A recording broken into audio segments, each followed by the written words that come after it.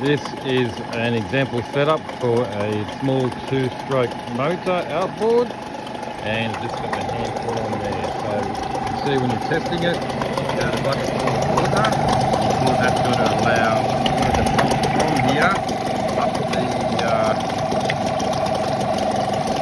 up the shank, and it's going to pump water out of here. You've got to keep an eye on that, because if it ever stops pumping water, the engine can overheat, so that's very important.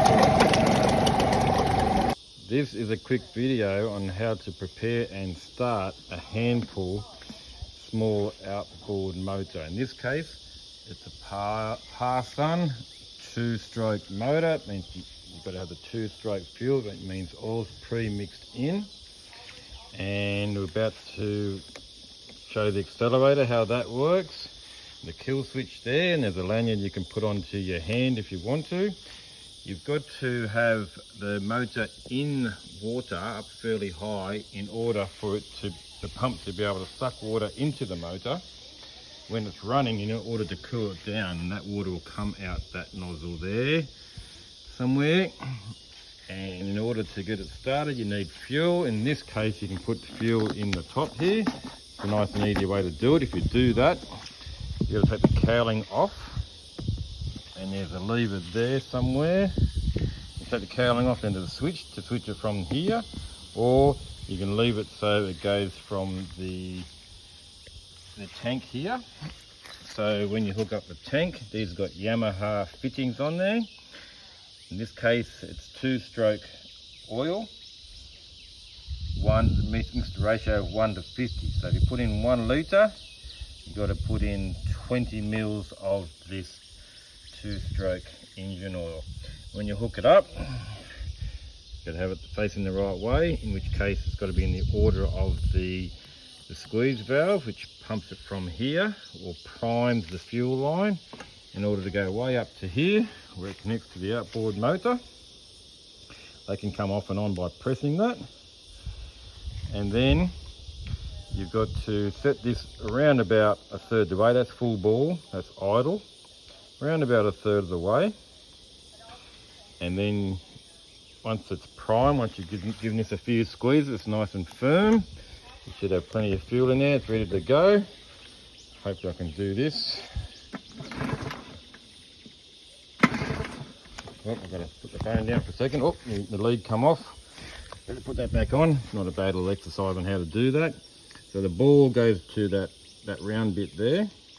And this clip fits into that little groove there, that clip. So you push it on that way, nice and firm. And the clip goes back, and make sure it's nice and tight. Give that another bit of a prime. And try one-handed again. Oh, I know, the choke, I forgot about that. There's a choke 2 position, that's half position or full position. When it's cold, you start off in the full position, you can go back to the half position after it's a little bit warm, then you go to the no choke, which gives you the proper revs. So we're going to start with a full choke position. I'm going to start that. Maybe I'll just give that a little bit more juice there. I'll give it another squeeze. There we go.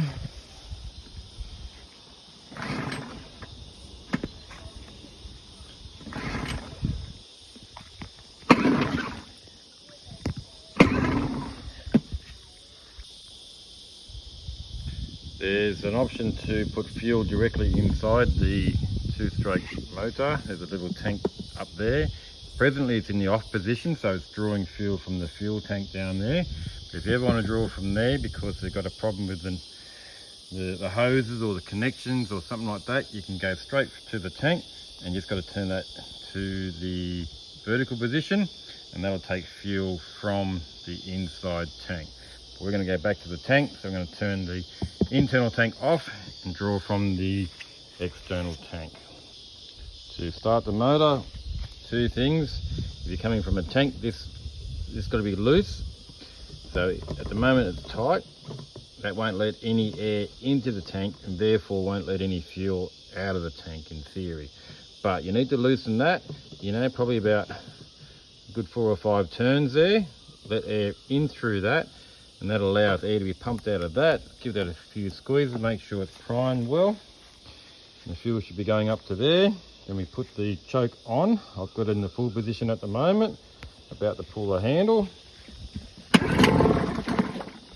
And that's sort of half started. I'm going to go back to half choke because it's fairly warm at the moment. I've got the accelerator probably about the quarter position on this occasion, so I don't flood it.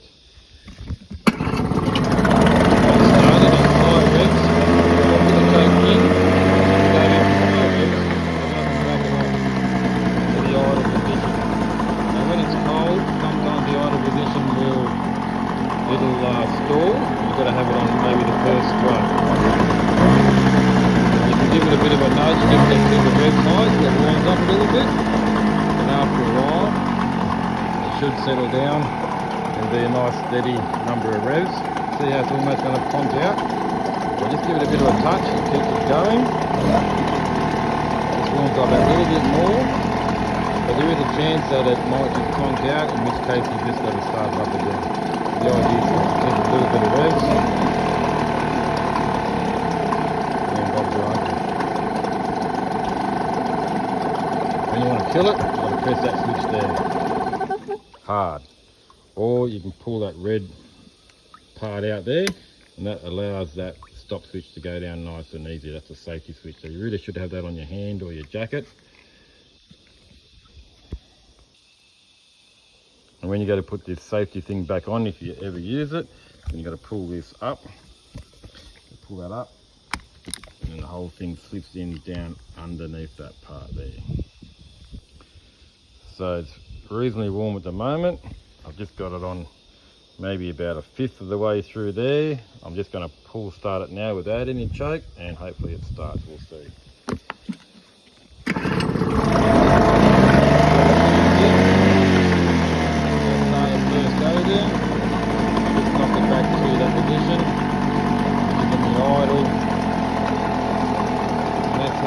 Two-stroke motor, you can go a little by hand, and there's also a tilt, which I might show you how that works in a second in case you get stuck into some shallow water.